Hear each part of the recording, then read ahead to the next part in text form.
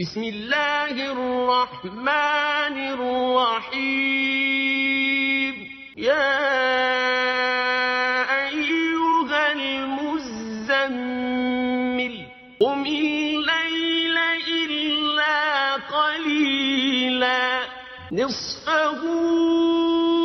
أو انقص منه قليلا أو زد عليه ورتل القرآن ترتيلا إنا سنلقي عليك قولا ثقيلا إن ناشئة الليل هي أشد وطئا وأقوم قيلا إن لك في النهار سبحا طويلا واذكر اسم ربك وتبتل إليه تبتيلا رب المشرق والمغرب لا إله إلا هو فاتخذه وكيلا واصبر على ما يقولون واهجرهم هجرا جميلا وذرني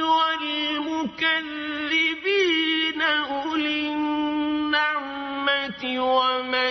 ومهلهم قليلا إن لدينا أنكالا وجحيما وطعاما ذا غصة وعذابا أليما يوم ترجف الأرض والجبال وكانت الجبال كثيبا مهيلا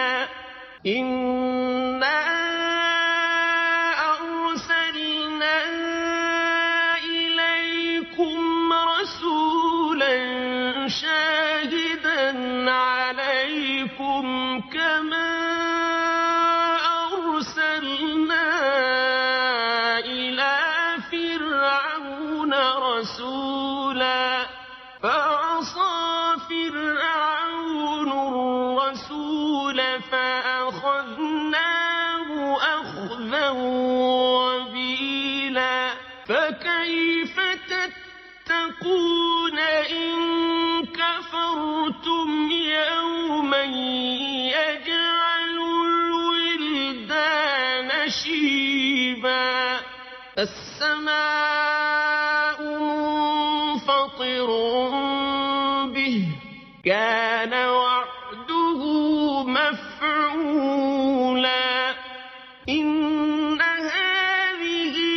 تذكرة فمن شاء اتخذ إلى ربه سبيلا إن ربك يعلم أنك تقوم أدنى من ثلثي الليل ونصفه وثلثه وطائفة من الذين معك والله يقدر الليل والنهار علم أن لن تحصوه فتاب عليكم فاقرؤوا ما تيسر من القرآن علم أن سيكون منكم مرضى وآخرون يضربون في الأرض يبتغون من فضل الله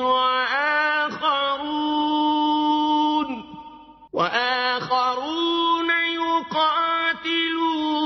في سبيل الله فاقرؤوا ما تيسر منه وأقيموا الصلاة وآتوا الزكاة وأقرضوا الله قرضا حسنا وما تقدموا لأنفسكم من خير تجدوه عند الله هو خيرا وأعظم أجرا واستغفروا الله